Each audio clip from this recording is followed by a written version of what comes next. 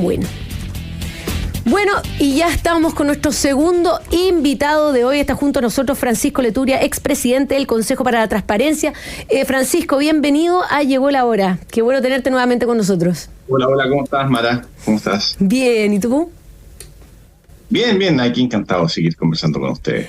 Sí, bueno, partamos de lleno porque la verdad es que has estado en el centro de la pauta del día de hoy después de tus declaraciones con respecto a una de las tantas intervenciones de la diputada Maite Orsini del Frente Amplio en las múltiples instancias judiciales en las cuales se ha visto envuelto su expareja Jorge Valdivia. Bueno, tenemos el conocimiento de la llamada a la generala de Carabineros en la situación anterior, actualmente a la fiscal a cargo del caso, Lorena Parra, y bueno, tú comentaste también un mensaje que cuando tú ya eres presidente del Consejo para la Transparencia, en un tono más bien amenazante, por ponerlo en esos términos. Quería preguntarte qué fue lo que ocurrió, qué es lo que estaba pasando y cómo fue esta situación en particular desde tu punto de vista. Mira, eran los tiempos en que la primera detención de Jorge Valdivia, donde ella había hecho una llamada a horas muy particulares a una generala de Carabineros intercedida. Y estaba todo el país. Y yo era presidente del Consejo para la Transparencia, entonces me preguntaban si eso me parecía algo correcto, institucional, criterioso, y mi trabajo era decir la verdad, era que por supuesto que no lo era. Yo creo que en eso no había ninguna persona en Chile que creyera que había sido algo correcto o algo atinado. En un repente, entre medio de esa semana, que fue muy noticiosa y muy protagonizada por esa noticia, recibí un WhatsApp de un número desconocido y me dice: hola, soy la diputada Orsini, necesito hablar contigo con urgencia.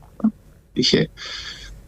Yo tengo amigos que son muy bromistas. Yo de verdad pensé al principio que era una broma. De hecho, pensé durante mucho tiempo que podía ser una broma. Pensé que podía ser una pitanza. Estas cosas, hay pitanzas, hay gente que te pone en esas situaciones y uno tiene que estar prevenido porque estamos en épocas de fake news y además el contenido de lo que me estaba diciendo era algo que a mí me parecía una alucinación. Yo de verdad durante mucho tiempo pensé que era una cosa, una llamada falsa, una broma, porque el contenido, o sea, contesto el teléfono y me dice: hola, soy la diputada Orsini y te quiero decir que tienes 24 horas de plazo para que pidas perdón públicamente por todas las cosas equivocadas o injustas que has dicho sobre mí, porque si no, mis abogados, en plural, y además cuando uno es abogado, cuando alguien te dice mis abogados, uno sabe ya uno dice: esto es raro, esto es muy raro.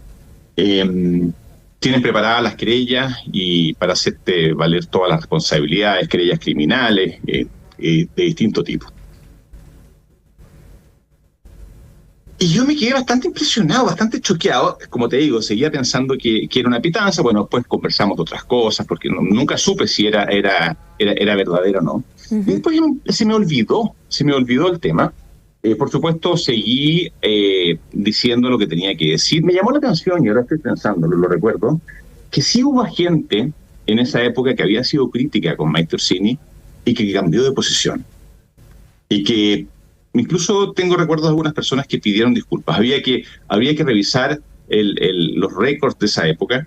Mira. Porque más allá de lo mío, bueno, te cuento cómo terminó la historia. En algún momento estaba en alguna comisión del Congreso y me acordé de esto, la vi caminando de lejos, me acordé de esta situación y le pregunté a un diputado, le dije: oye, el teléfono de la diputada Orsini termina con tal y tal número, lo hago el chequeo, y era ella. Me di cuenta que había sido ella, efectivamente, la que me había llamado. Yo tengo la suerte, mira, esto creo que es lo más importante para quedarnos con algo. Yo soy abogado, yo me manejo además en esos temas particulares, temas de derecho de la comunicación. En esos días Chile había recibido una condena de la Corte Interamericana de Derechos Humanos diciendo que tratar de acallar las voces críticas y usar para eso las querellas por injurias y calumnias, que básicamente meter a la cárcel a algunas personas por ejercer crítica política, legítima crítica política. Bueno, la Corte Interamericana había dicho que Chile tenía que cambiar su legislación y que era impresentable, que era impropio de una sociedad democrática que todavía se utilizaran ese tipo de figuras. Entonces, De hecho, esa fue parte de la conversación que tuve con ella en su momento. Bueno, volviendo al tema, a mí no me hizo mella. Cuando vi que era ella, lo comenté con la gente con la que trabajaba, le dije, oye, tenemos que hacer una denuncia, ¿no? Y bueno, dijimos, no tenemos que hacer una denuncia, primero porque sabemos distinguir lo que es una amenaza real de un síntoma o de una bravata o una reacción emocional, de una amenaza seria. El delito de amenaza, para ser delito, tiene que ser una amenaza seria. Y en el caso mío, no produjo ningún efecto. Además, yo no hubiera podido ejercer el cargo de presidente del Consejo para la Transparencia si hubiera sido una persona que ante cualquier amenaza de ese tipo se amedrenta, se asusta. Pero yo pienso, ¿cuánta gente? O sea, si esto, hemos sabido 5, 6, 7 casos de este estilo, ¿a cuántas personas pudo haber llamado obteniendo resultados? Porque no creo que haya llamado a 7 personas, todos le dieron un portazo, todos le dijeron que no. ¿A cuántas personas que no sabemos, que no van a contar, que hoy día probablemente están avergonzadas porque fueron amedrentadas? Era un método, eso es lo preocupante, que pueda ser un método de una persona que está en la coalición de gobierno, y que este punto es súper importante porque está en la coalición de gobierno. Entonces creo que es súper importante que esos mismos bloques hoy día digan si es que ellos validan o no validan esas formas de operar, porque podemos tener diferencias ideológicas, de políticas públicas, pero comportarnos de esa manera, yo creo que es algo súper grave y que merece ser aclarado. Totalmente. Francisco, precisamente quiero profundizar en ese punto, porque nosotros hoy día conocemos ya al menos 3 llamadas a autoridades diferentes, carabineros, fiscales, en tu caso en ese momento el presidente del Consejo para la Transparencia, donde se busca algún tipo de intervención en un caso judicial en el cual no corresponde, pero estamos hablando de una diputada de la República, con el poder que eso implica, al menos de influencia, o sea, un cargo público relevante. Además, como bien dices tú, de la coalición de gobierno, o sea, con un respaldo no solo del legislativo, sino que del ejecutivo. Acá hay que está haciendo llamados para sacar información, en los casos, o tuyo de cambiar conductas de ciertas autoridades. Entonces, bueno, desde tu perspectiva, ¿cuál es la gravedad de esto? ¿Cómo debiésemos, tanto como sociedad o de manera institucional, preocuparnos y sancionar este tipo de conductas? Porque podemos terminar teniendo un poder político basado en el matonaje en base a cualquier cosa que no le guste. O sea, a mí me parece extraordinariamente grave. Imagínate que llama al presidente de un órgano del Estado, que es un órgano fiscalizador. O sea, hizo las mismas llamadas con el Contralor General de la República, con fiscales, con otra gente, o con autoridades regionales. Vaya a saber uno. La gente además no sabe muchas veces qué tipo de influencias puede tener a nivel de tribunales, a nivel de corte. O sea, realmente te podían armar un cuento y meterte en una situación complicada. En el caso mío era para callar críticas, que me parece sumamente grave. Yo creo que acá hay varios tipos de control. El más importante, lejos, es el control que hace la ciudadanía. Cada 4 años la ciudadanía dice, este es el tipo de representante que queremos tener, sí o no. En segundo lugar, creo que hay un control muy importante, que está muy asociado al anterior, que es el de los partidos políticos. Los partidos políticos, entre poca gente muchas veces, o entre pocos militantes, deciden quiénes son sus representantes, quiénes son la gente que ellos quieren meter en la papeleta. Yo creo que la coalición de gobierno tiene una especial responsabilidad de decir, esta es la gente que queremos meter, esta es la gente que nos representa, este es el estilo de política que queremos tener en Chile o no. Pues tú te imaginas que todos los diputados estuvieran procediendo de la misma manera, llamando a todo el mundo y algunas veces quizás resultándole esas amenazas. Es que eso es lo más grave. Extraordinariamente grave, porque además hay canales institucionales. Tú puedes presentar un reclamo. Yo le dije, si tú, Maite, me demuestras que yo estoy equivocado, yo pido perdón, pero hasta el momento no creo que esté equivocado en nada, ni en los hechos, ni en las cosas. Y si no, te voy a poner una querella que puede terminar contigo en la cárcel. Pueden ser palabras demasiado fuertes, son de todas maneras impropias de una autoridad de la República y de alguien que representa además a la coalición de gobierno. Si acaso la representa, porque yo no he visto mayores declaraciones, pero creo que sería ya es bastante, hemos tenido ya bastante de este tipo de situaciones, como para que el gobierno y la coalición diga esto me representa o esto no tiene nada que ver conmigo. Claro. Esto te lo digo por el futuro de Chile, porque estamos validando este tipo de prácticas. Una cosa son los discursos, decir no, hay que ser institucional, pero mostrémoslo con hechos. O sea, yo aquí pongo una línea divisoria y lo que pasa en esta línea, ese tipo de gente no tiene nada que ver conmigo. Son conductas súper graves y no son el error de una vez. Porque si hubiese sido un momento de confusión, un momento de inestabilidad por las circunstancias que estaba viviendo, un aprendizaje, como se dice hoy día, y digo, bueno, cometí un error grave, espero que no lo vuelva a cometer. Pero esto es una conducta permanente, es un patrón de conducta, y que yo creo que para que lo haya mantenido en el tiempo, más de alguna vez tiene que haberle dado resultado. Y te insisto, yo recuerdo algunas personas que en esos mismos días habían sido muy críticas con ella y luego cambiaron de postura. Y eso me hace pensar muy mal, tanto por ella como por la gente que recibió esas críticas y reaccionó con miedo y cambió sus posturas luego de la amenaza. Me parece sumamente grave. Sumamente grave. Bueno, estamos conversando con Francisco Leturia, expresidente del Consejo para la Transparencia.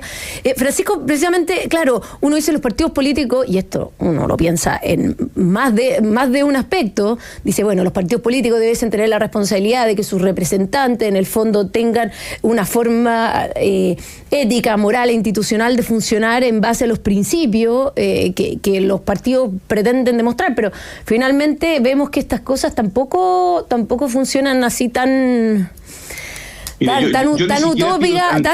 utópicamente, pero en ese sentido y sobre todo desde tu perspectiva de la importancia de la transparencia en la democracia en general, porque sin estos sistemas de transparencia, de información a la ciudadanía, la democracia se vuelve cada vez más imperfecta. Pero ¿cómo debiésemos reaccionar institucionalmente a esto? Déjame hacerte un comentario, porque yo creo que esto estamos mucho antes de empezar a hablar de temas de transparencia. Aquí tenemos una línea de perfil psicológico, de caracteres personales, de personas, y no estoy hablando solamente de ella, hay muchas personas en el ámbito de la política, y puedo mencionar nombres que van desde Florcita Motúa hasta muchos más, pues no quiero meterme en más problemas, que habían dado muchas señales antes de ser elegidas de que iban a tener conductas impropias, disparatadas, y las meten en las papeletas porque pueden sacar, porque son conocidas, porque tuvieron alguna figuración, y terminan siendo electas. Y esas mismas personas que ya habían dado bastantes síntomas muy claros antes de que sus conductas eran impropias, de que tenían mal criterio, de que tenían pésimo concepto de los límites, del respeto a las instituciones, son elegidas, y bueno, después pasa lo que pasa, y uno ve las noticias y cada semana hay ejemplos de eso. Entonces, hay una responsabilidad en el reclutamiento, en el casting, en decidir qué tipo de personas se meten o se incorporan a la política, porque eso es lo que está destruyendo este país. Y esto es un tema que pega para lado y lado. Creo que hay culpas repartidas, son distintos nombres, distintas situaciones, pero es algo que tenemos que cambiar, porque la verdad no sacamos nada a empezar a hablar de políticas públicas, de transparencia, si es que los jugadores en la cancha tienen este perfil. Estamos lejos, no es imposible construir, es imposible hacer política con personajes con este nivel de jugadores. Yo creo que la política se ha deteriorado mucho. Mira, a mí cuando se habla del cambio del sistema político, sí, está muy bien, efectivamente, hay una fragmentación, pero si tenemos un sistema político distinto, pero los jugadores son los mismos, si lo que los políticos no reconocen en Chile es que el problema son ellos, es la calidad de la política. La calidad de la política tiene que ver con ellos mismos, porque mucha gente seria, decente, súper comprometido con el país, no se quiere meter porque no quiere estar con ellos, porque no quiere estar varias veces a la semana en conversaciones, en reuniones donde nada serio va a salir, porque la política es algo colectivo, es algo donde tú tienes que sentir un espíritu de cuerpo, independiente si eres de izquierda, de derecha, da lo mismo, pero tienes que estar hablando con gente seria, con gente que puedas hacer pactos, que puedas entenderte, gente que cumpla sus palabras. Aquí estamos hablando de 50 peldaños antes de que eso. Estamos hablando de personas impredecibles en todo sentido de la palabra. Es un tema un tema de rasgos de personalidad que debiera ser mucho más cuidado. Antes que las instituciones, se necesitan ciudadanos con un mínimo de decencia y de criterio. Y eso yo creo que es lo que está fallando en Chile. Eso es lo que me parece preocupante.